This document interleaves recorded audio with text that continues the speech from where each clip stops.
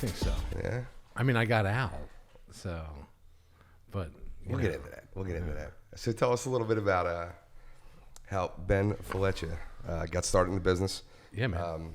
And what drove you to it, and yada yada. Yeah, sure. So, I was always in food. Even in high school, I was working for Acme Markets, and I went to St. Joe's shortly for food marketing, but continued working for Acme. I went to Westchester, still working for Acme. I ended up moving out of Naples, Florida. And when I was in Naples, I used to ship Italian water ice from Norristown, Pennsylvania, down to Naples. What brand was it? It was Via Veneto. And so I had some stands on the beaches down there, and in some enclosed flea markets down there. And it was a great life for a young 20-something kid. And I was down there for about 3 years and met a girl and fell in love. Unfortunately, she lived back up here. So I moved back to Westchester, and I sold my business down there for a couple of dollars, and at 24, you don't need a whole lot to live. So I wasn't working for a little while, and my girlfriend was working at the restaurant and bar in Westchester. Oh, nice. Which ended up being a Kildare, right? Yeah. So, little shout out to Dave McRogan. So she was working in a restaurant bar and said, you should really get a job as a server somewhere. You can make some quick money. I think you'd be good at it. So I applied to a bunch of places. Nobody would hire me because I had no experience. And my buddy that I knew from Naples, I'd said, listen, Ben, I know this guy. He's the GM at this steak restaurant in King of Prussia. Just go in there and fill out an application and make up a bunch of restaurants you worked at. He's never going to check your background. He's never going to call. So I went in, I was super nervous because, I was nervous. And they hired me on the spot, and they were like, oh, thank God we hired somebody with experience. Meanwhile I had zero, but everybody was thrilled that they hired some guy that knew what he was doing. So I picked it up super quick. Nice. And I was good at it. I love people. I love talking to people. It's what I did my whole life. Right. And 3 months later, the bartender quit. And so I went up to the same GM, and I was like, listen, I didn't put this on my resume because you weren't asking or whatnot, but I do have bartending experience too. I had zero bartending experience. I was like, dude, the job's yours. So I went to this bartender, Meredith, and I was like, listen, you had to teach me how to bartend in 1 week. So I stayed after work 3 hours every night. She taught me everything. Oh, wow. But it was also mid-'90s, right? There was 4 drinks. Exactly. Yeah, right. There was martinis, Manhattans. Kamikazes. You had to do a Rob Boy. There was a lot of muddling. You had to do a Pink Squirrel, those drinks, So there was 5 drinks. Right. And so I did that for 9 months. The manager quit. Now, at this point, I didn't say I used to manage or anything, but they offered me the management job. I started managing. I was a dining room manager. Loved it. Okay. The next year, SEPTA went on strike, and the kitchen staff didn't show up. Right? Yeah. So all of a sudden, I became a kitchen manager there. Oh, wow. And learned how to cook. So I'm assuming you just faked it till you made it at that point, right? Yeah. In the kitchen. Yeah, just figuring it out, and It's all mainly flipping steaks, right? It was a lot of steaks and making soups and all temps. doing lobster, But it was great, and it was a different experience. Did that for another year, and eventually my girlfriend ended up moving down in the city. Started working at a restaurant called the Rose Tattoo Cafe on 19 DeKalb Hill. Famous place. Famous. Yeah. I mean, back in '99 when I started. The spot. I mean, in Zagat, it was in the top 20. Absolutely. I mean, there was nothing else around, but it was. And it was a part of the city where nothing else was. Right. It was Friday, Saturday, and Sunday was in the top 20. Astral Plane, all those old school Philly places, Wow. So I took a job there as the GM, and ended up being there for 10 years. Wow. And that's a long time. A long time in this business, but hospitality came natural to me. Sure. I loved pleasing guests. I love managing people. Eventually, I left there, started working. I'd always wanted to own this bar down the street from where I lived in Fairmount, and the guy would never sell it. And I also didn't have any money, so it was like perfect. How far was it? It was called the Aspen. It was on 25th and Aspen Street. And he reached out and said, "Listen, Ben, I'm going to bring you in as like a blood equity partner. You do what you want with the restaurant, and I'll split the proceeds 50-50 with you." And I was like, "This is perfect." Wow. So I left my job of 10 years, started working with him, I should say. I changed the menu. I hired some new staff. We had a phenomenal few months. Okay. The Phillies win the World Series. Okay. The next day, the cops come in and lock the doors because evidently I did not do my due diligence, and this guy never paid his liquor tax, ever. Oh, my God. So I was out of work for the first time in my whole life. I started working when I was 11 or 12. You know how it is. Sure. And so I was super depressed, and I stayed home all the time. And, I had been so excited, had been telling all my friends about this place. Making good money? And, I was making decent money. Yeah. Not as much as getting a real job, Sure. Rose Tat the Weinbergs took great care of me. Wow. But, I was out of work, and it was embarrassing. It's embarrassing to be out of work sometimes. And, in that time, I used to go to Osteria on North Broad Street, owned by Mark Vetri, because the GM there and the dining room manager there were both servers of mine at the Rose Tattoo.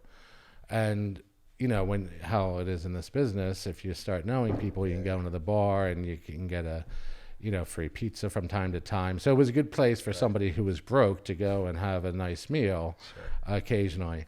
And it was about...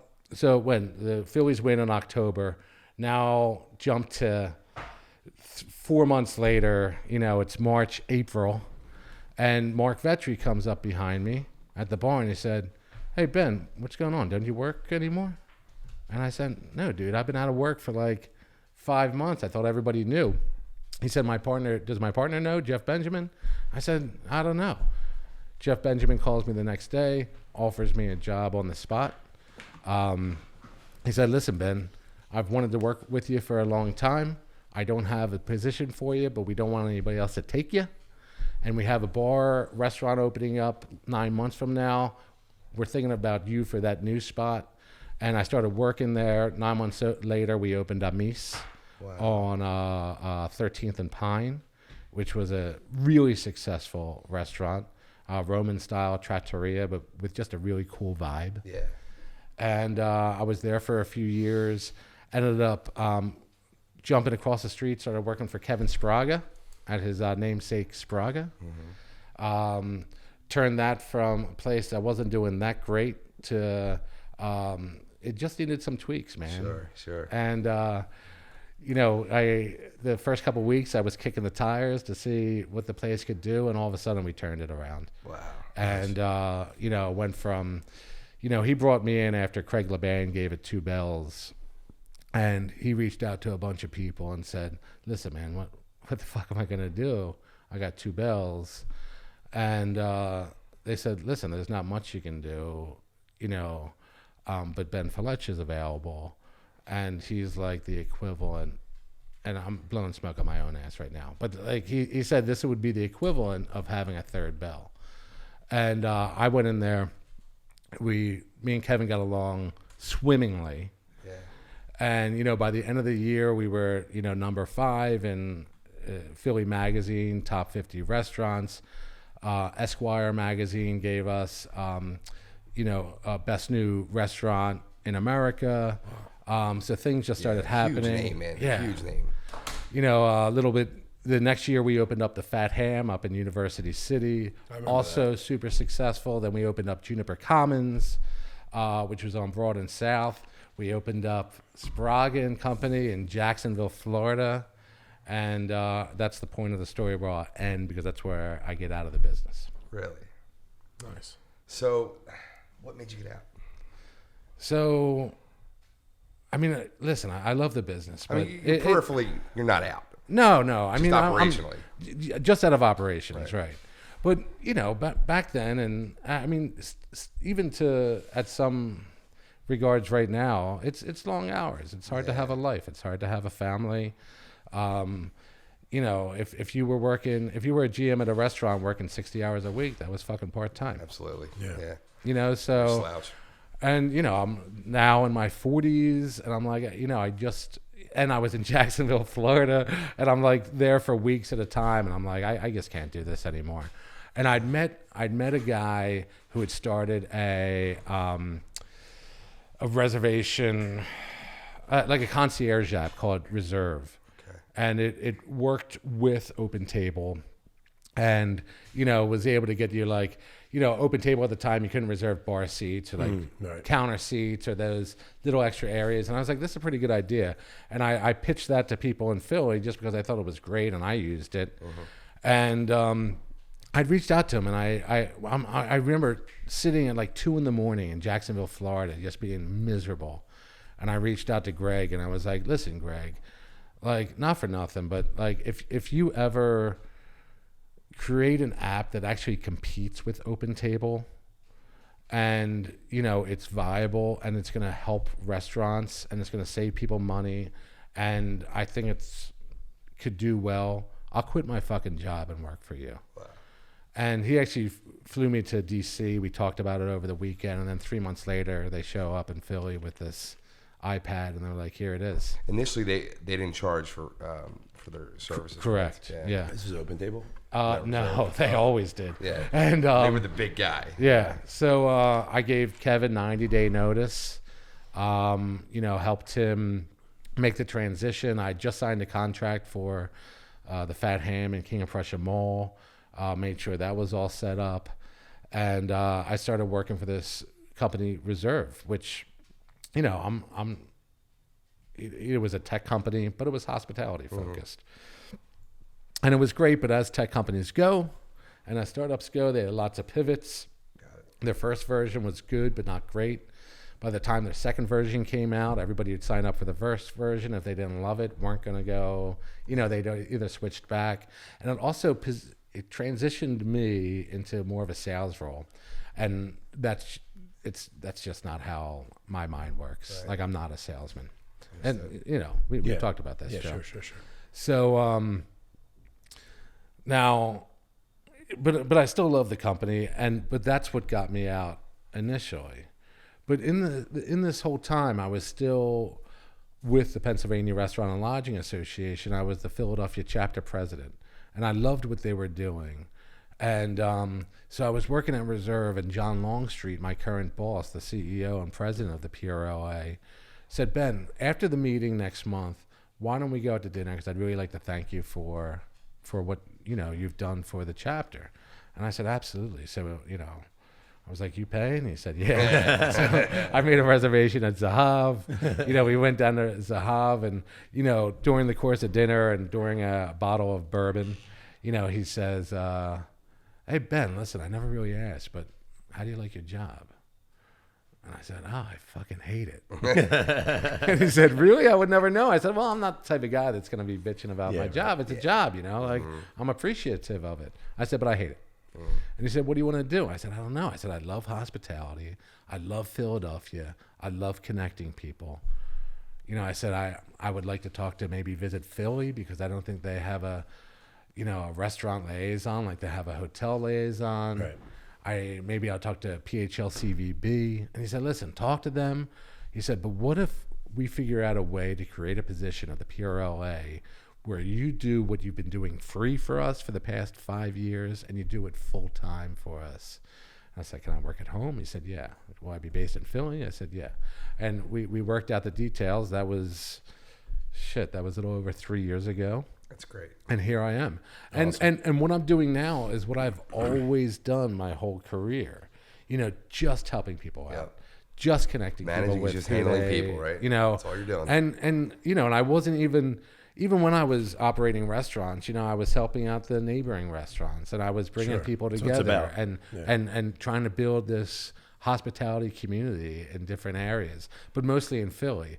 And with the PRLA, it's really given me the opportunity to look outside the city, look outside the state. And I've even connected with, through the Council for State Restaurant Associations, I have counterparts like myself in all of the 52 other CSAs that, are doing amazing things. And, and I talk to them on a, weekly basis. So it's pretty cool. That's awesome. Hey, when we were talking last time, we were talking about the customer, right? And I said, we were kind of talking about my place and why, how I try to be just so customer focused when I'm in there, thanking people and saying hello. I know you shared a philosophy, about that the customer gives us, their most precious component, which is their time. Yeah. Yeah. And time is the most precious commodity. Because, if you really screw something up we've all had all types of screw ups, right? And you can handle it there. You handle the situation before they leave. You can always make things right. You can always turn it around. You can give them a gift card. You can give them a refund. You can give them a new meal. You can invite them back 100 times for free. You can do whatever you want, but you can't give them that time back. Mm-hmm. And when they come in, they give you that time, and time is so precious. Yeah, it's really important to me.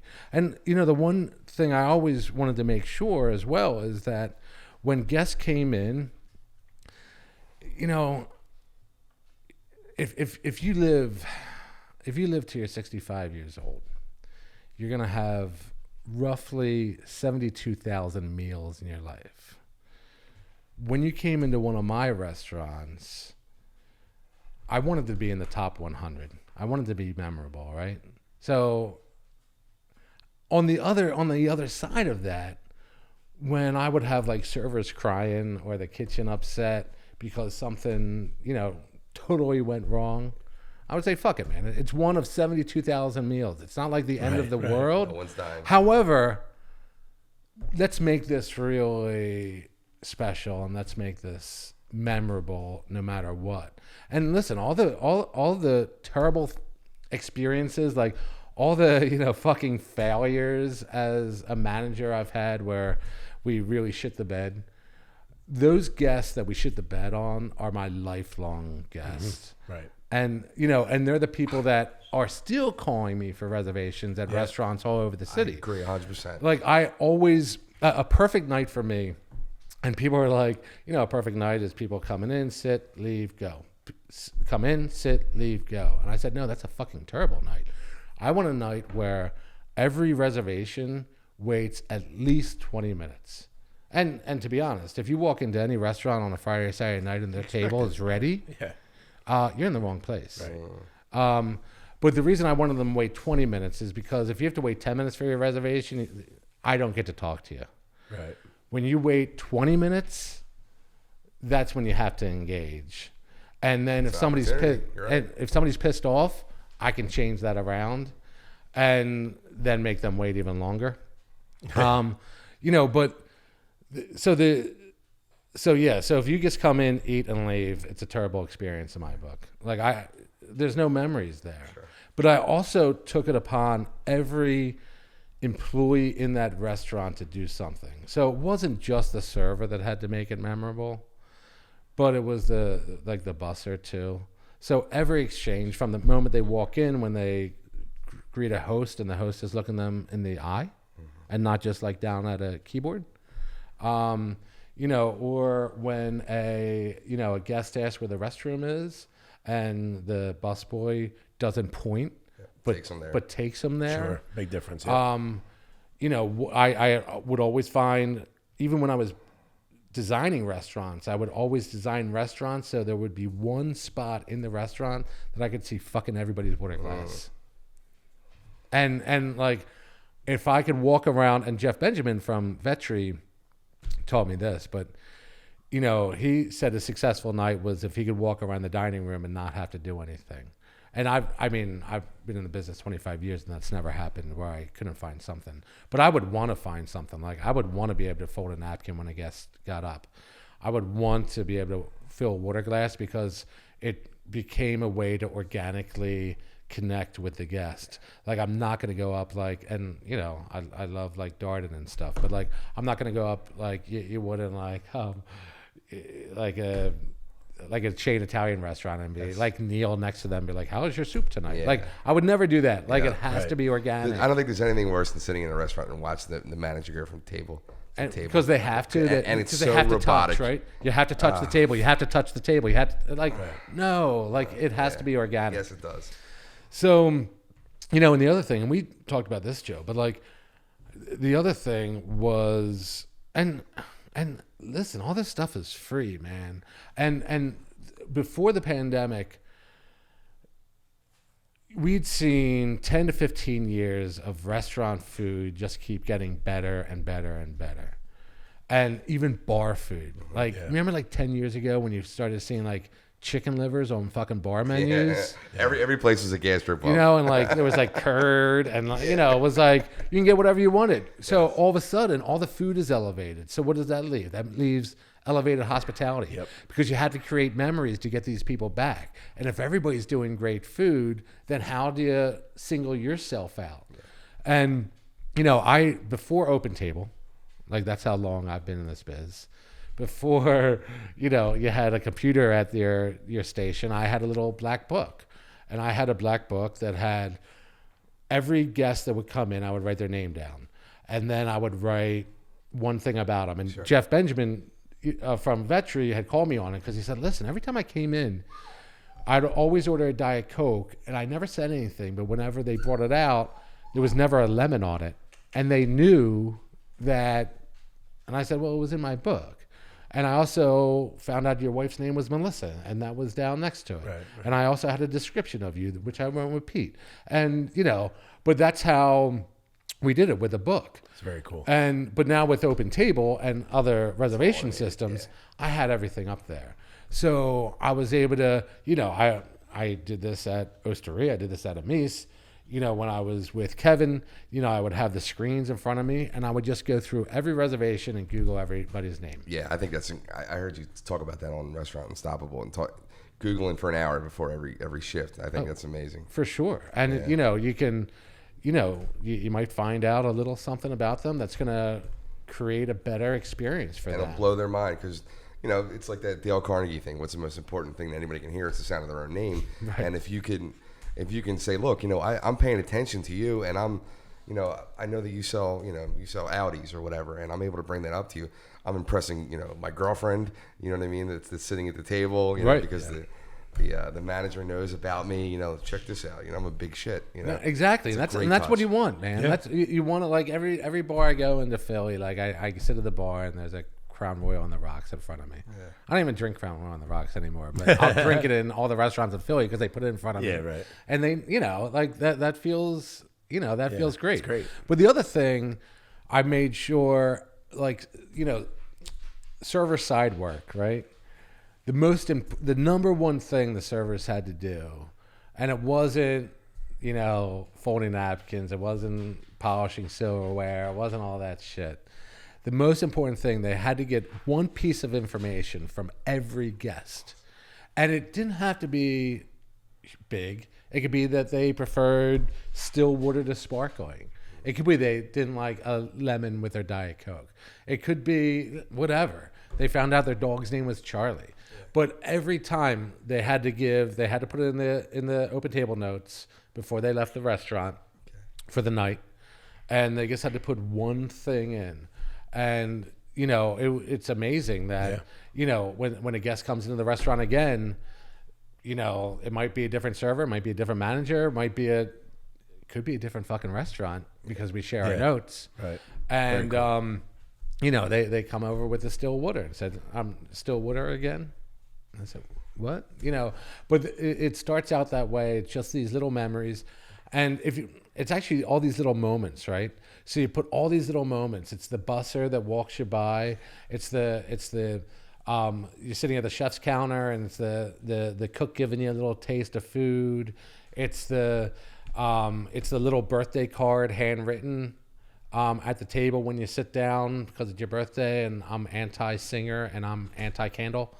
So it's like those little tiny things.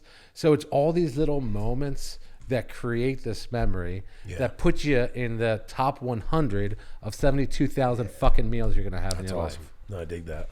I remember, I think it was 1999. I went to New Orleans for the first time with my dad, and we went to Emerald's in the warehouse district or factory, whatever they call it, factory district. I remember the waiter's name. His name was Desi. And the reason why I know that is a few different things. He got personal with us. He told us that he left Vegas as a food and beverage director of one of the hotels as a front waiter there, and he was making, you know, $150,000 a year as a front waiter in '99 at Emerald's. And the second thing, well, actually, it was three things. He gave me a tour of the kitchen because I told him I went to Johnson & Wales. And the third thing was 2 weeks later, we got a postcard in the mail thanking us from Desi. Never forget it. It's pretty cool. Never fucking forget it. You know what I mean? Like, I'm talking about it 25, 22 years later. It's nuts. It is nuts. And like, listen, I totally respect, you know, the guys from EMP, right? Like, I love those guys, right? But they have the money to be able to do. Like, I heard them. I heard them tell a story last year, and it was right before the pandemic at the last Philly Chef Conference. And, you know, this one guy was like, I remember this experience because, you know, we were at your restaurant one night, and there was this couple with these two kids next to us, and they were up from Florida, and they'd never seen snow. And I remember because you sent somebody out to buy sleds, and then you had one of the maitre d's, get your Suburban and take them out sledding while their parents were having dinner. Come on. And I'm like, that is fucking memorable. But, you know, they have the money to do that type of stuff. You can't replicate that, though. It's not feasible. Right, but it doesn't take money to provide great hospitality. Right. 25 cents at the time. Yeah, cost. right. Yep. You know, so it doesn't take that. So and everybody can do that, from a dive bar, you know, to a fast casual. I mean, there's hospitality. You can create a great hospitality no matter what type of setting you're in, and it doesn't take money. And that's what pisses me off when I go out and you don't get hospitality when it's fucking free. Yeah. And that's what business we're in. Right. Like, I'll never go back to those places. Yeah. Congratulations. I don't know what year it was when you went in the best GM in Philly Mag, by the way. Oh, yeah. Huge deal. That was great. And I was the first and last, I think. Best Really? GM. Yeah. I think that was a made-up category. But it was great. Like, I mean, listen. Again, that's a big deal, man.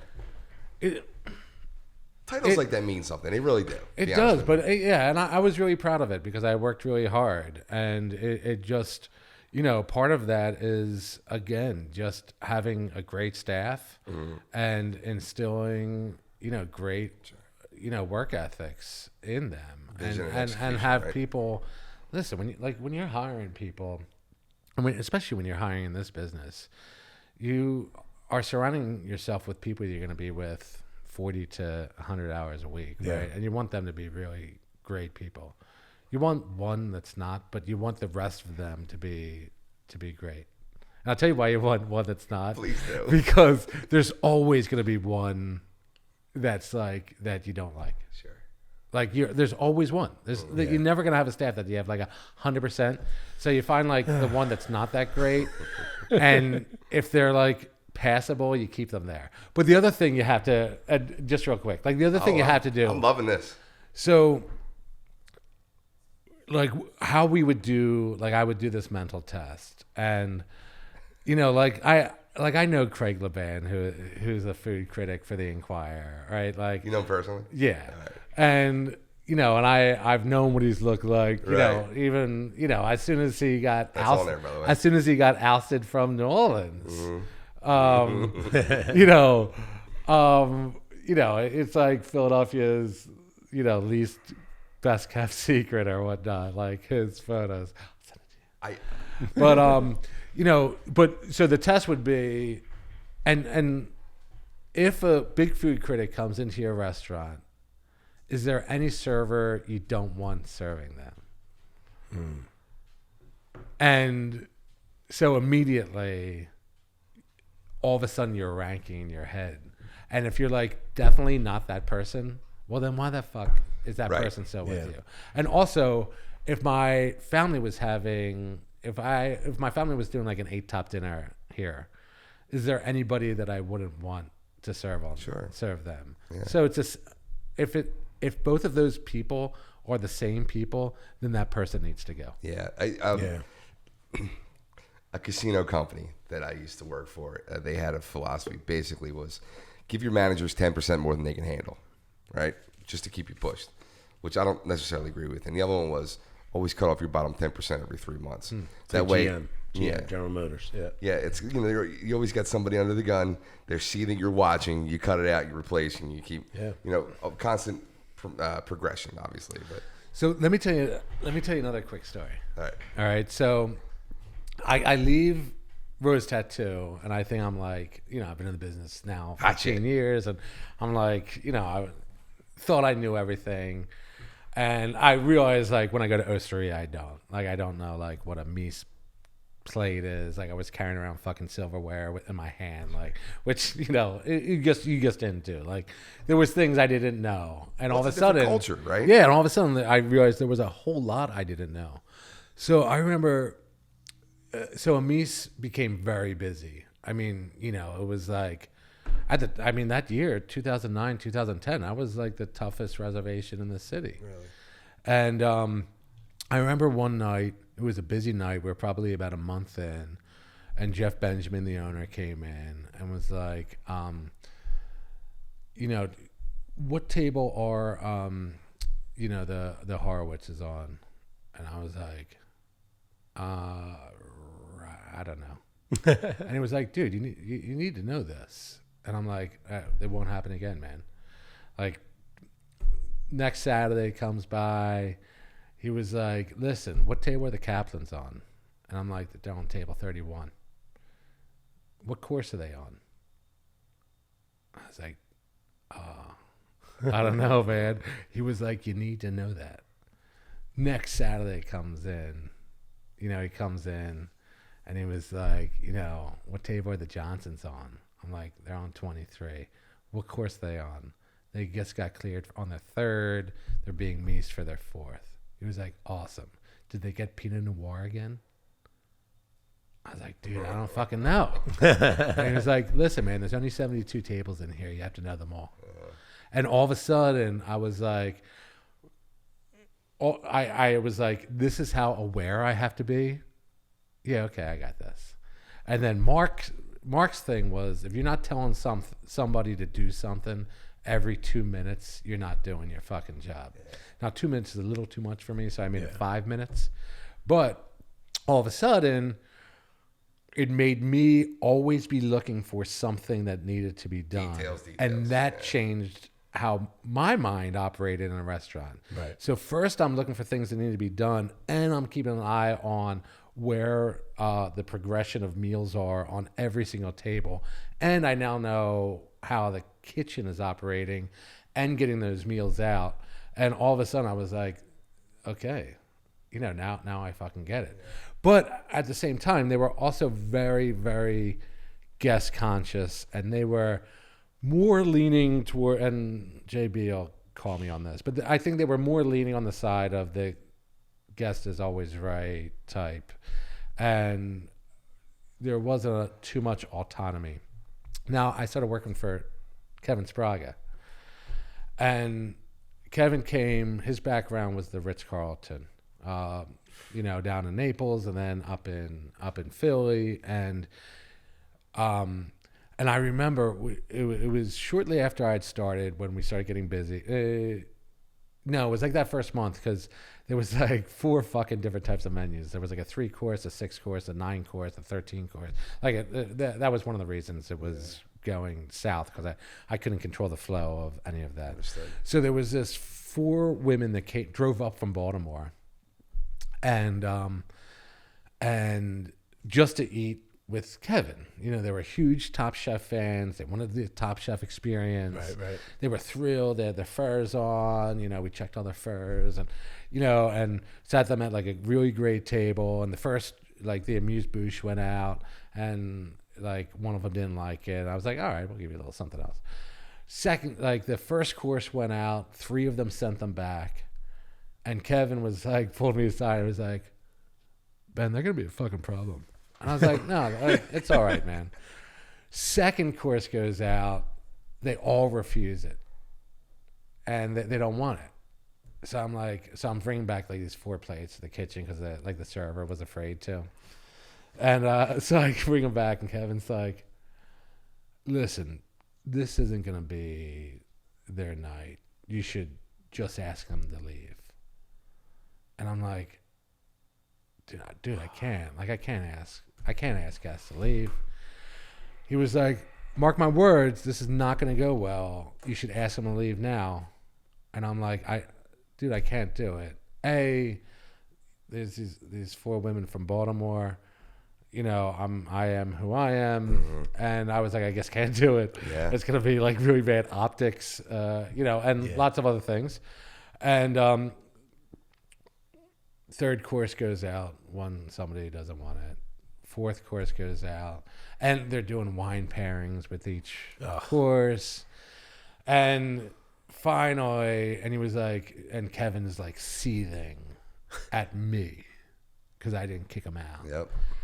And finally, they made a disparaging remark to to the server who was Mexican. And Kevin jumped over the fucking line, ran to the table, and I saw him, so I'm running over the table too. And he said, ladies, you need to get the fuck out of my restaurant. And they looked up and he said, listen, if you don't like my food, that's one thing. Right. But if you're disrespectful to my staff, you need to get the fuck out. And I had already snapped my fingers and their 4 coats were there. The busser came over, cleared all their plates. Another busser came over, took the tablecloth off their table. And now they're just sitting at an empty table with their coats in their lap. And Kevin said, what are you waiting for? I told you to get the fuck out. Wow. And what a great story. And so we finish the shift. I keep the staff, after the shift, and Kevin says, listen, Ben fucked up on this one, but I have to tell you why. And he's like, Ben has a different background than I do. And Ben is always trying to please the guest. But sometimes you can't. And so at the Ritz-Carlton, there's golden rules. And the number 1 is we are ladies and gentlemen serving ladies and gentlemen, right? Yep. And I had always thought about that a certain way. And Kevin said, listen, that's a contract. So if they stop being ladies and gentlemen, you can stop treating them like ladies and gentlemen. That's awesome. And that's so good. And however we go with this company, however long we last, people can not like the food, which is fine. People might not like the experience. It's tweezer food, people might not want that. Right. And they might not like something. But if anybody disrespects you, it's time for them to get the fuck out. And this will be the last time that Ben does not kick somebody the fuck out. But I never had that autonomy before where I could just kick somebody out. Where your whole goal was to save it. Save it. But a lot of times you can't. Right. And like Amis had kind of gotten me that way because like Vetri and Osteria were very super, super elevated. Mm-hmm. And when me and Brad Spence opened up Amis, we were a little bit more laid back and we wanted it more of a family feel, so we could some of the like true Vetri people wouldn't go there because like they would have to wait forever for their table. And they weren't, I didn't have my head up their ass, so I remember there was this one time, this woman called like on a Thursday night for a reservation on a Friday. And she was like, listen, this is, Mrs. So-and-so. I need a table for 3 tomorrow night at 7:30. And I'm like, oh, I'm so sorry. We don't have anything at 7:30. I said, but just come in. I'll find something for you. She was like, no, I need a reservation at 7:30. And I was like, listen, I'm telling you, I don't have it. My next available, and this is going to sound crazy, man, but my next available isn't until 10:15. And she was like, no, that won't work. And I was like, listen, I have 2 seats at the chef's counter. I might be able to squeeze another seat in there. It might be a little bit tight. And she was like, well, I'm bringing in some tall men. And I'm like, well, okay. I was like, listen, I just can't help you. Are they wide? And, right. And they were Sixers, actually. Oh, wow. And so they were lean. Yeah. But I was like, listen, I don't have the table for you. And, you know, she was like, well, listen, I'm going to have to call Mark then. And I said, well, listen, you need to call a fucking carpenter because I don't have a fucking table for you. And so she hung up on me. I called Mark right away, and I was like, listen, this is what I just said. He just like laughed, and he was like, I'll be expecting the call. She never called, but then she became a great guest because she'd never been talked. Like, and I wasn't trying to be an asshole. Like, I'd given her like 13 different options of something that might be able to work. You're still giving her a genuine answer, and you say, look, I'm going to call him fucking carpenter. You know? Right. It's still genuine. But, you know, like we would do whatever it took. But I can't promise somebody like that 7:30 if they came in and waited an hour, it would she would have been a disaster. Right. So let's talk about failure, right? And specifically, you know, when is the time to pull the plug on a concept idea, whether it's pivoting to something different, maybe a quick rebrand, or literally just saying, it's time to get out. It's time to get our investors out, you know. It's tough, man. It's heartbreaking. Because, you know, a restaurant, hospitality work is a labor of love, as it is. And then when you open up your own, you know, you've usually put everything that you are into it. So it's really hard. And so when me and Kevin when we had Sbraga and we were opening up the Fat Ham, one of the things we said, listen, if things go south, we have to be like Steven on this. And because Steven Starr always knew, he was not afraid to just close down something that didn't work. Cut the fat. And there was another restaurateur in Philly that was the opposite, that would just open up a concept and it would just like, some of them are still open and it's just like, oh, like it's time to close those restaurants. So, but Steven like knew, like, and it's hard because, you know, again, you want to make things work. I mean, this year taught us a lot of lessons, right? But you know, it's about paying the bills. It's about if you're firing on all cylinders, you think you're firing on all cylinders, and people still aren't showing up. You know, then you really have to do some self-reflection, and you know, and you have to do research as to why. You know, and that research could be starting from looking at crappy Yelp reviews to see if there's any trends on there, or you know, or professional reviews by, you know, people like Laban and, you know, back when he used to have other reviewers in Philly, right. Or guest feedback, or, you know, but if the bills aren't being paid and, you know, there's nothing left for you at the end of the week or the end of the month or the end of the year, there's a problem, and you have to make a change. And sometimes that change is just pulling out, you know, and scrapping it. Sometimes it's pivoting, sometimes it's changing hours, you know. So yeah, I mean, you fight, right? You fight hard, you know. But at the end of the day, like, I know too many restaurant operators that are like, and okay, let's like pretend like 2020 didn't happen, right? Right. But like before Did it that, happen? like before that, Fucking there was blur. too many operators that you would talk to and be like, dude, I haven't paid myself in fucking 3 months. Or like, I've I've been working 2 years and I haven't made any money yet.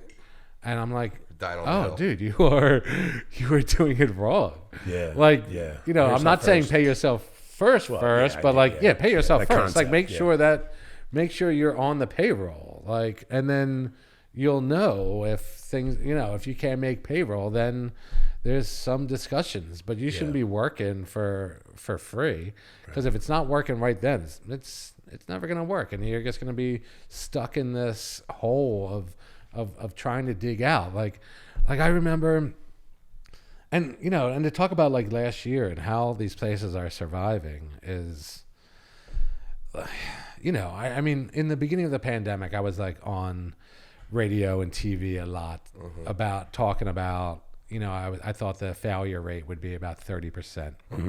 And in the beginning, they were like, what a pessimist. And then like 4 months later, they were like, oh, well, Ben Fileccia said back in April that only 30%. And now you're saying 70%.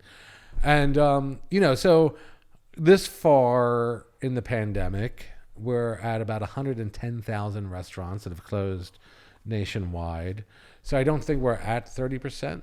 So, right. But the fact that these people are surviving, and PPP1 helped, PPP2 helped. We haven't had any federal, like next month we'll start getting the restaurant relief fund money. Yeah. There's been small grants here or there, but it's amazing what people have done to stay afloat. Because I remember 6-7 years ago, remember when the Pope came to town? Yeah. Yeah. Well, like that weekend, I had to close Sbraga because it was such a shit show in town, and I couldn't get guests to come in. And it just, you know, it didn't work for that concept to have, like, it wasn't Pope friendly. And, you know, so we closed it Friday and Saturday night. Well, it took us a year to generate that revenue back. Yeah. And it wasn't a lot of revenue. I mean, we weren't talking like, you know, it was probably 35 grand over that weekend. But, you know, it took us a year to get that money back from one weekend. Yeah. And you're talking last year, you know, the governor shuts us down March 16th and, you know, just does, you know, pivoting to takeout, to go, and curbside pickup when most people weren't even set up for it. And then what's that, like 5% of your business? Yeah. We didn't get that. We didn't get the legislation written or passed for the mixed drinks to go for another, you know, ridiculous. 6 weeks or so. Yeah. And, you know, so, you know, and then, you know, PJ, like you guys had nothing, like you guys, there was nothing. Takeout business went away years ago. Oh, it did. Absolutely. Years ago. It used to be like 20% when I first started. We used to run 30% was our takeout, which is strong. Like, I mean, little neighborhood bar, 30% takeout. Now it's maybe 5%, you know, and I'm thinking of just getting rid of my takeout box, period, totally putting tables in there because it's just not making money, right? Yeah. But there's things, like you're saying, it's all about pivoting, and it's just, it kind of is, and I hate to say this, but it's almost like right now, outside of your, whether you're owning or leasing is a big thing too, right? Yeah, absolutely. But it is, if you're in the position where you're able to pivot, the cream is rising to the top right now. The creative minds are the ones who are able to stay afloat if they're in a leasing situation or whatever. You know, funny little thing, you're talking about that Pope situation. I was working at Kildare's at the time. And do you remember they had the cardboard cutouts of the Pope? Which one, in Manayunk? Yeah. Okay. The cardboard cutouts. Yeah. So I spent like $150 for one. I was like, look, I'm going to use it at Kildare's. I'm going to use it at Dolan's. So that night, when the Pope was in town, my AGM was, we had a 4th floor office. And the corner, you know, it was all college kids. And at the very bottom of the front door of Kildare's in Manayunk, on that corner there, was the cutout. The AGM was upstairs counting money and left the door open, and we had a videotape of 3 guys dressed like Father Sarducci, and they came, you know, like these old monk outfits, come in and stole it. It was just man. It couldn't have been written any funnier. But. You mentioned a good point about leasing versus owning, you know, and I have that conversation with Dave McGrogan all the time. You know, and certainly he's doing things on a big box scale relative to what I've been doing, but I could have called my mortgage company on March 17th and said, hey, I'm probably going to not be able to pay my mortgage next month. Can you help me out for a couple months? No problem, Joe. You paid every mortgage payment for the past, 10 years, whatever. You're good to go. Well, we expect this is coming, blah, blah, blah. Call your landlord? No. Yeah. Yep. Not my problem. And that was that's a huge serious. problem. And they're big dollar leases. A lot of these places, like serious. And that's what's crazy. It's like you're penalizing the guy that is never going to get equity in anything more than their concept. So Great they have to point. sell that concept while it's still hot before, like you say, like these tired restaurants, like who didn't love bookbinders, but that place was done. That place was done, like those sorts of things. But it's crazy. And you know what else, like, and this is something that people look, they have, I guess, some issues with, but at the end of the day, like PPP and all these programs that have really helped us. You know what helped? The people who are paying their people in the books. Yeah. Just like the tip credit and the other things they've incentivized business owners for. A lot of small businesses that were like, they mortgaged their house and they're just holding on, And I feel for the people who don't own the bricks when it comes to some of the, it's all about the size and what you're doing and your concept. But listen, it's brutal. The leasing thing has been an issue for a while. It wasn't, especially you look around Philly and you see what some of these rents are going for. Yeah. And that's a big nut to have to crack in the beginning of every month. Yeah. And, and I would look at some of these, street level retail spaces that had big condos and big apartment buildings or other things on their upper floors, but they were charging premium rent for empty storefronts. Mm-hmm. And I always thought, listen, charge everybody upstairs $100 more and cut the guy because you want, the street level is going to draw people in. That's a great point, Ben. And then, in these past months, it's been a real struggle. And I have a lot of friends in the restaurant, real estate, rental market. And I'm like, listen, guys, like you have to change what you're doing. We were talking about that on the last couple of podcasts. It has to be profit sharing. Yeah, percentage rent. Yep. Yeah. So some people have been doing the first 2 years will be percentage rent, and then I'll go to a percentage rent plus, or get just different ways to make it work because and listen, landlords were fucked last year too because they had to pay the banks. Yeah. Like that. So veg, right? So veg, the best vegan restaurant, in North America, they had called and said, listen, is there anything we can do? Like our landlord isn't giving us any support. He's not cutting us any breaks at all. I said, I don't know. What's your landlord's name? Krasner. I was like, come on, this fucking guy. He's like not giving me any breaks. But and then some of the other restaurants were, had big, national real estate folks that they were renting from, and they were cutting on breaks left and right. But I do understand, if you're a private guy that owns a couple buildings, you still have a mortgage to pay. So, and they weren't getting any breaks, and the banks weren't getting any. So it was, again, the fact that there's 26,000 restaurants in Pennsylvania. And I know we've lost a shit ton of them, but not at the level that it could have. Yeah. And we're gonna come back strong, man. Yeah, I'd love to know. I always think of the percentage. The ones I hear that go out of business now. We'll take away like the iconic bars in Philadelphia that are no more. Clean cheese. Yeah, or a lot of the ones on South Street. But I wonder if they were like, hanging on. Were they hanging on already? Were they sick of it? There had to be a percentage of them. Yeah, I mean, it gave them a good opportunity to get out of Dodge, get some money and see. Yeah, and maybe start something new in a couple of years when we recover. Things start around. Yeah, and listen, I don't blame them. If I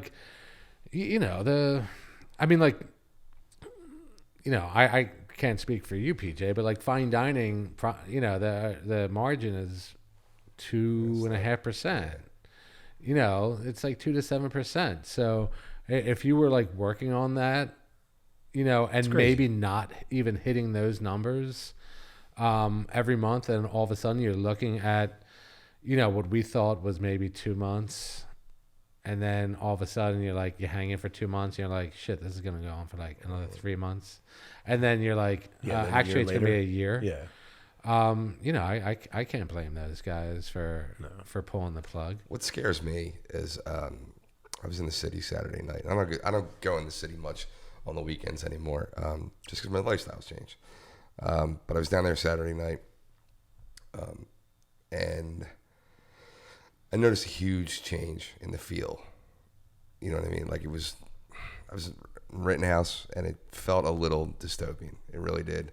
Because there's so many places that are closed down that used to be there. Like Walnut, there's dozens of places that used to be there that aren't there anymore. And, you're just looking at a different, empty, cold, Mad Max kind of feel. You know what I mean? It was creepy. It was creepy. And I hope that's what I'm more worried about than anything. Like, because we're going to bounce back, right? We're resilient that way. But I just hope that feel doesn't stick there. And listen, we're going to see some cool things happening, not just in Philly, but across the state. Like in Philly, outdoor dining is here to stay. Oh, yeah. So, God bless it. Alan Dom passed legislation that, keeps all the outdoor streeteries and, till December 31st of this year. We're looking to extend that in perpetuity. Street closures maybe on the weekends, maybe not all the time.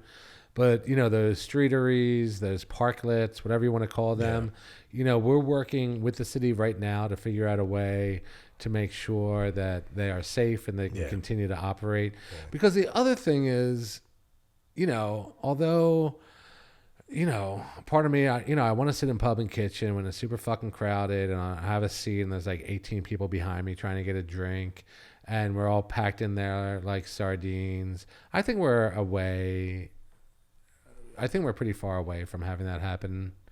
Like I remember at Sbraga and the Fat Ham where if like a guest came in to sit at like a banquet, like I would actually have to pull the table back, like to pull the table completely out to get them in and then push it back in again. Yeah. Like at the Fat Ham, I had the tables custom cut to 24 by 24s just so I can get extra tables in there. Like, they're usually like 24 30s.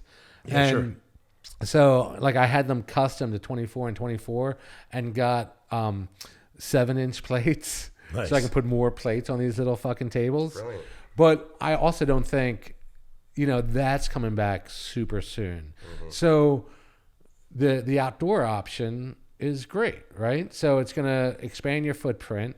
And also when you're looking at real estate now, when you're looking to get that lease or you're looking to buy those bricks, does it have a roof deck? Yeah. Does it have a neighbor that's you're going to be able to extend onto their property, or is it another restaurant, or is it a guy that you can't put tables down in front of? So, so that's going to be something to look at. This time last year, 60% of restaurants would have done takeout to go and curbside pickup. By summer, it was 98% of them.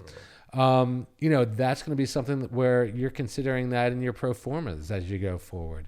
And you're going to be investing in areas of your kitchen that is just doing takeout. Sure. You're going to... Ghost kitchens. And Ghost Kitchen, even out of your own brand. Yeah. So, Joe, it could be, Ghost Kitchen started years ago, but I remember probably 7 years ago... Probably 6 or 7 years, probably like 7 years ago, when Uber Eats first started, it wasn't even like what it is now. It was like they would deliver 3 different meals a day from 3 different restaurants, and that was it. Right. So each restaurant would have to create 200 meals, the same one. They would pick them up in the morning and then deliver them. And that was it. Wow. So every day you had a choice of, chicken from the Fat Ham, a salad from here, and that was it. Oh, shit. But they ended up being like, all right, no, actually, we need to compete with Grubhub and DoorDash and Caviar. Yeah.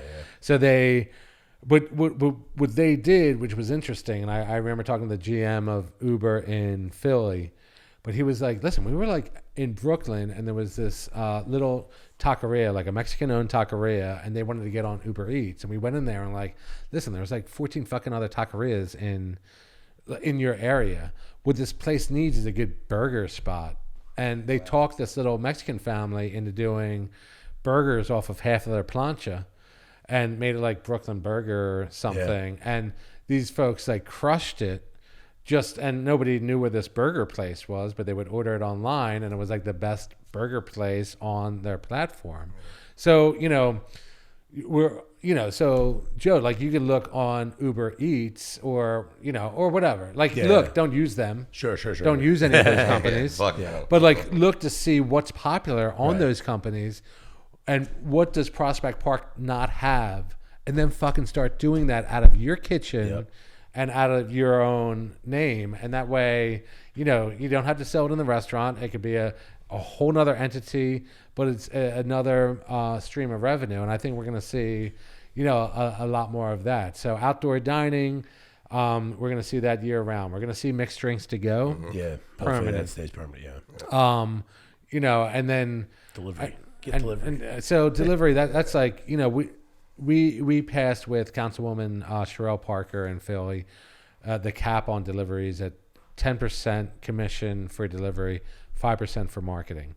And actually I have to do an interview with Restaurant Business this week because they said DoorDash has complained that because of the commission, it's making people order less. And I'm like, no, like people have stopped ordering from DoorDash because your drivers are terrible. Yeah, and true. And people don't care about spending more money. Right. It's the quality. It's the hospitality. And I said, and same. So here's my platform that I'm gonna like die on in the next few years. But any guest facing hospitality technology, the onus of the revenue should be on the customer. So if this is making it more convenient for the guest, there's no reason why the restaurant should have to pay for it. Right. So, and I'm not saying that you should get delivery for free, but I'm saying the restaurant commission should be like 5 to 7%. Right. The rest of that fee should go to, should be paid by the customer, because they can now look at their app and be like, all right, well, it's $27 delivery. And that was another other thing in that legislation in Philly. It put the breakdown of who gets what. Yeah. So it shows you that, all right, this cost me $72 to order from, my buddy PJ down the street, and I want to support him, but PJ is only getting 40 of that. The driver's getting 6, and the rest is going, or I can get off of my ass and just go down there and make sure PJ gives 50, like all of that money. Yeah. But same with like Open Table. Like Open Table, the restaurant shouldn't be paying $1 a seat for a guest to come in there, when the guests could all they have to do is pick up the phone and make a reservation. Right. Like it's making convenient for the guests, so the guest should pay for that $4. So I'm trying to that's what I'm trying to get changed. And with the delivery apps, that's where it's going to start, because I'm on the phone with the Pennsylvania Attorney General like 3 times a week. They're cracking down on it. Your Congresswoman, Mary Gay Scanlon, she's working on it with the FTC and with the Department of Justice, because they're doing some shitty things out there. So we need to, and it's the Wild West, right? Like it's the Wild West out there. So, there's no rules on the books on it. So we just need to clean it up to make sure these guys are true partners to restaurants, because we know last year customers are comfortable ordering all types of food to go. We're going to see that continue. Yeah. So let's make sure they don't start taking more advantage of you guys, so you can, share that commission. And their promos aren't as, in the beginning they'll do the first 20 orders, they'll split the commission. Well, if you don't turn it off, order 21, it's all coming out of your pocket. Oh yeah. I've realized one month I made $0. Like literally, it was like $8. It was like something like 90 orders. Fucking assholes. Yeah, because I didn't realize it. I mean, I had a guy that was a buddy of mine that was kind of managing it, but he didn't realize it either, because it still said promo. Finally, for sales tax reporting, because they send the money in, but when you report your sales tax, you got to take that into consideration. Otherwise, you'll actually have a credit, which is not a terrible thing. They weren't even paying the tax in Philly. That was a big thing. Yeah. So, but to your point, inevitably, what happens is, right? Like, so when they start out, you set up your account with them, right? And pick whatever one you want. But Uber was the one I had the issue with. They were saying, well, we see on your website or your Facebook or whatever, your burger's $8. So you can't make it $14 on can't it, or upcharge 12. So I said, okay, no problem. Burger and fries, $16. Right. I mean, that's what we're doing. We're only offering combos on Uber Eats. So inevitably, the same thing's happening. Just the customers getting, they're getting screwed, but they're still making their. It winds up being like 30 or 40% sometimes. Yeah. If some of the promos are sideways, or the problem is some of the promos will be up to a certain amount, but people are only ordering. If they cover like the price of tots, and it was something crazy, like they were ordering tots and egg rolls, and I think I was like. They won't let you go negative, but I found out because sales tax was getting refunded on orders because I was actually losing money. Jesus Christ. It's crazy. And sales tax and is everybody's below. menu is up there. Yeah. Whether or not you authorized it or not, which is crazy. Exactly. That's the DoorDash thing, right? They or Grubhub. No, they all do. Oh, and all Postmates. Do? Yeah. Oh, right. I found Grubhub out. was doing that. I found out. Phone calls. It's like, stop calling us. Yeah, like last January 2020. I get a call from Julie Vernick. Julie and Greg have Vernick Food and Drink. Great. Phenomenal. And she was like, Ben, listen, we just got a complaint from a guest on their delivery, and I'm like, that's what? Why the fuck? Like what? Mm-hmm. Like why is this a thing for me? And she was like, well, all right, Ben. The reason I'm calling is we don't do delivery. We don't even do takeout. And I was like, all right, start from the beginning again. She said, all right, Sunday night, we get a call from a guest at 9:00 that are pissed off that they didn't get their food and they've been waiting all night. And so we went on Postmates website and we see our menu up there. So these folks were able to, and it happened. Dude, your bar is on one of them. No shit. No, honest to God.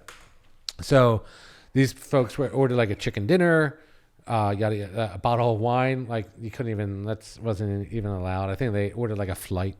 Their card gets whacked for $230. It would say pending on your account. Right. And then 2 hours later, through the app, the guest sees your order has been canceled by the restaurant. But the restaurant are they just holding the money? Is that what they're doing? Yeah, the restaurant had no idea, and that this had even gone through, and this is happening all over. And so that's when I first started talking with Councilwoman Parker, because I was like, this is a problem because they're doing like unauthorized, and it's hurting people's reviews. It's turning people off. So even before the commission thing, it was about unauthorized. And I remember calling Vetri, and I was like, dude, just to let you know, this is something that's going on. He's like, we don't do delivery at Vetri. I was like, dude, I know. I'm just giving you the heads up. And like the next day, it was like, dude, Ben, our menu's on Postmates. I'm like, yeah, that's what I fucking said. Like they're doing it to everybody. They're taking the money grab off the credit cards and collecting interest off on a large scale. Is that what they're doing? No. What they want is they. Oh, look, we are getting orders. Yeah, and A, we're getting orders. B, the bigger the names of the places are on each platform, the more people are going to be drawn to that platform. Yeah. But also, like Grubhub and Uber gives their drivers credit cards, so they'll just go in and charge it on the card. They'll lose out on the commission completely, but they want the Steven Starr restaurants on there. So they'll take the hit on the commission and have the driver pay with a credit card just to get those names on the platform. That's fucking wild. But yeah, it's crazy. Yeah. So, what do you think about like? What I really miss about Philly is like the club vibe. Like it was there. It was so strong for many years and seemed to like just disappear. Yep. Like overnight, so many clubs just closed down. One of my first jobs I actually worked at Shampoo. The guy's name was Sean Geyser, who I worked for. He was like a GM. And I did everything from like clean the floors and run, and then like was doing like security when they had like people in the back rooms and whatever else. It was crazy, but it was just such a fun scene to be in. Yeah, I mean, I know COVID hurt, right? Because no clubs were allowed to operate, period. But they were like, that stopped being a scene. Are we just old? Yeah. Like, is that still going on? And we're yeah. just not aware of what's happening? Like, could that be a thing? I think it's shifted. But, I mean, I think that whole scene has shifted, in my opinion. from that club scene to beer gardens, more interactive type stuff. Yeah, no, I get that. But and it's funny because Representative Jordan Harris is trying to pass legislation that he had first brought up in 2015, and then he is bringing it up again, that would extend last call to 4 a.m. Yes. And it could be done county by county or municipality by municipality. And when I heard that, I was like, he was like, anything that we can do to help the industry, this would add, Sure. we're losing people to New York and we're losing people to other cities Even that have Jersey. this late night scene. And I'm like, I'm 48. Maybe I get if I'm it's late for me already. But are we losing people to New York because they want to drink till 4 a.m.? Will you be losing business, because I just don't know. And is the club scene still there? Because the private clubs can still go to 3? 3:30, I think, right? Yeah. Something like that. Something like that. Yeah. But I don't know. I'm and it just made me think about the club scene, because I was never like a club guy. Plus, I was closing restaurants every night. Sure. So You were lucky if you got stuck in a dive bar and my place was always like the after hours. Right, but right. but yeah, I guess it's still happening, but right now they're not open because Still not allowed to be, right? Yeah, I mean it's there's not going to be dancing for a while. I mean Pennsylvania is going to be very what was it, footloose? Like we're authoritarian. We're putting baby in the corner for a while. Like we're gonna be no seat, no service for a fucking minute. So when the clubs make it, maybe when they come back, and they are saying that after the last pandemic 100 years ago, it became the Roaring 20s because of that. Maybe it'll be the Roaring 20s again with these late night clubs with people going out and, jumping into those balls of bubbles and shit like that. And, but who knows? Who knows what's going to happen? Yeah, I miss having that option, Yeah, for I mean, sure. not that I would go out all the time at this age, but it's nice that having that option to be able to go out afterwards, go somewhere late. Yeah, even like Ashton Cigar Bar, Right, they haven't opened back up yet, but like I mean that's like the club scene for our age group, right? Sure. But I want that to reopen too. Yeah, no doubt. So PRLA, anything you want to just say with that regard? I mean, there's great things happening, and thank you for all the hard work. I mean, you yourself, Melissa Bova, John Longstreet, I've been following, for the past year really, and just became a member finally. Restaurant owners just don't always see what's coming up, and whether it be legislation that's going to help them, legislation that's going to hurt them. Sure. Trends in the industry that they might not be aware of because, again, they're so focused on their operations day to day. It's kind of like having a 24-hour hospitality assistant. And that when I tell, I said it today on our call earlier. I don't want anybody ever wasting more than 2 minutes looking up information or finding a connection or looking for guidance. Like, I just want you to call me because I have it. I want you to spend, I want restaurant guys and employees and owners, I want them spending time with their guests, with their family, and with their employees. Let us do what we do. And you have Melissa Bova, who is one of the best lobbyists in the state, not just hospitality lobbyists, best lobbyists in the state, just fighting. I mean, she took on the online travel companies. I don't know if you know this. 2 years ago, the online travel companies were. So let me just spell this out for you real quick. So if you went on to Expedia and you booked a hotel room at the Marriott, they would charge you $100 plus, $18 in tax and fees. Now, if you went to Marriott, they would charge you $100 and charge you, $18 in tax and fees. However, Expedia and all those different companies were buying the rooms for Marriott for $85. Right. And so they were able to pocket that difference. Now, it was completely legal because the tax code was written in 1971 or 1972, before the internet. But we were saying, listen, it has to be an even playing field here. So, of course, the online travel companies like Orbitz and all those guys pounced on Harrisburg with their, billions, like $30 billion companies. Wow. And on our side, we had Melissa Bova. And she got the legislation passed where it said, listen, they have to pay their fair share. And we're actually going to take this money.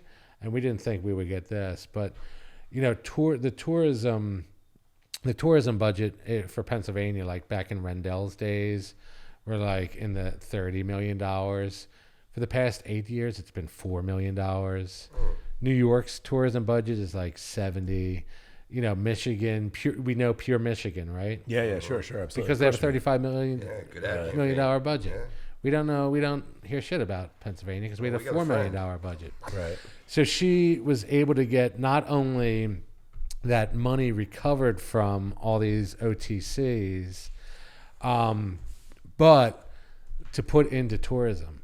So we went from $4 million one year to $32 million the next year. That's great. And that money is being used all over the country to get people into Pennsylvania, to get people to come into your fucking bar your fucking restaurants. And, that's just the power of Melissa Bova and the power of this organization. And, it's not just restaurants. Sure. We also represent hotels, and we represent destination marketing organizations like Visit Delco and Visit Philly and Discover Lancaster, and amusements, and like Hershey Park and country clubs, anything under that hospitality umbrella. And this year we've met Dominic Savino over at Drexel Brook. He's a great guy. And all of those catering and event professionals that have gotten fucked harder than anybody else this past year. How about that? We started working really closely with them this past year. So, it's been tough, but PRLA always has your back.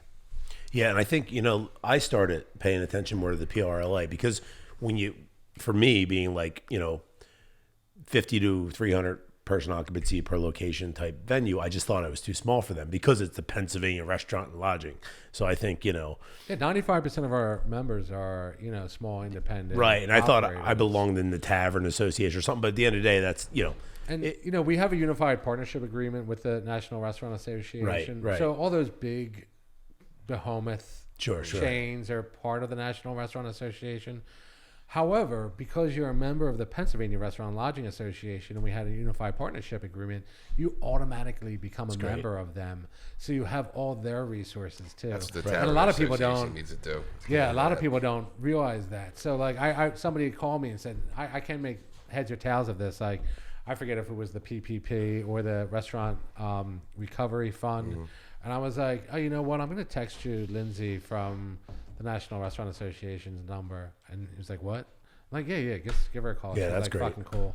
But like you have all their resources too. So, it's all about advocacy. Yeah, absolutely. As you know, there's like good member benefits, like you said, 20% on your liquor liability and shit like that. Yeah. But it's all, to me, it's having me in your pocket 24/7. Sure.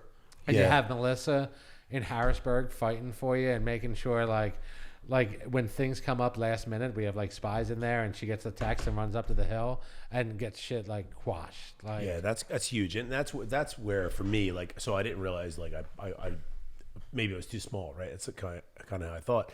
But all the updates that I watched during COVID, because I was the guy tracking numbers every day.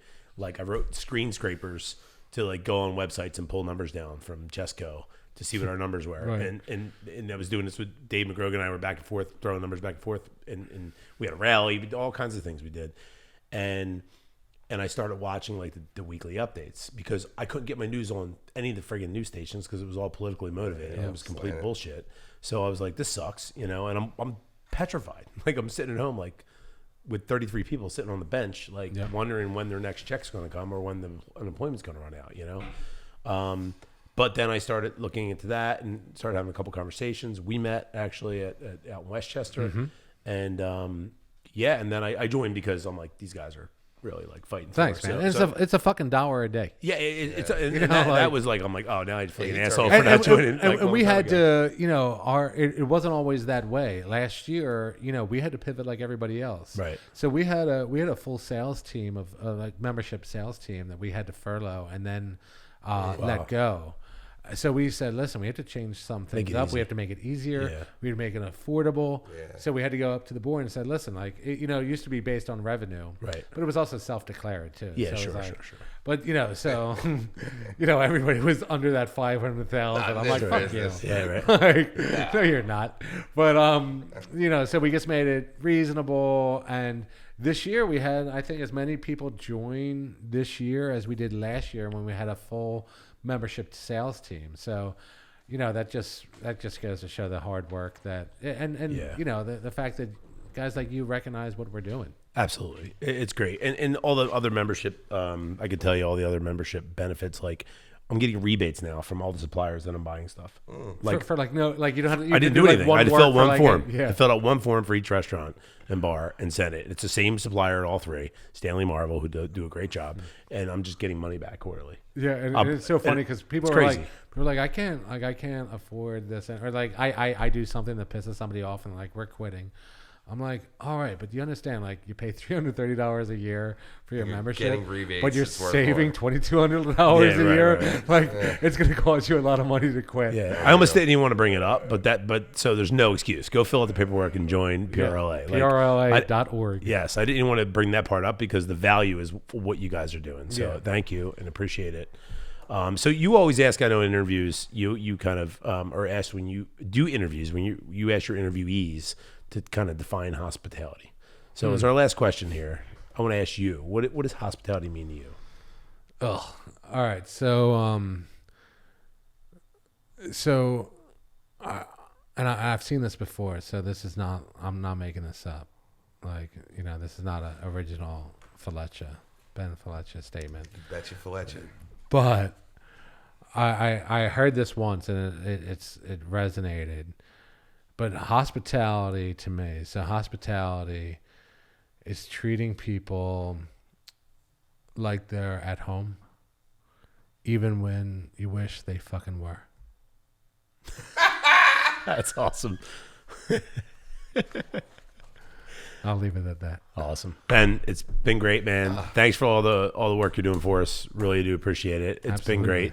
Looking forward to getting out and hitting up Philly with you. You show us around. Yeah, man. We're gonna hit up Polizzi Social Club very soon. Definitely. Thanks again, man. All right.